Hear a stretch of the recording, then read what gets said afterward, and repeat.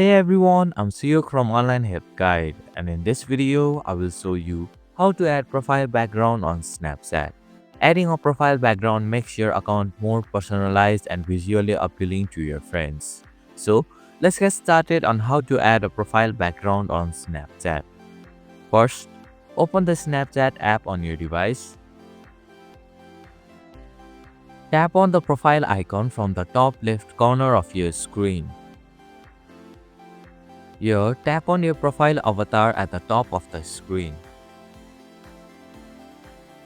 Now, tap on the pose and background option. Here, scroll down and search the background that you prefer. Once you find it, tap on it. Finally, tap on the Save button at the top right corner to save your changes. And this is how you can add profile background on Snapchat. Thank you for watching Online Help Guide. Hope this video was helpful. If it was, then hit the like button and comment down if you have any questions or feedback. Also, if you are new to our channel, please subscribe and hit the bell icon so that you won't miss our upcoming videos.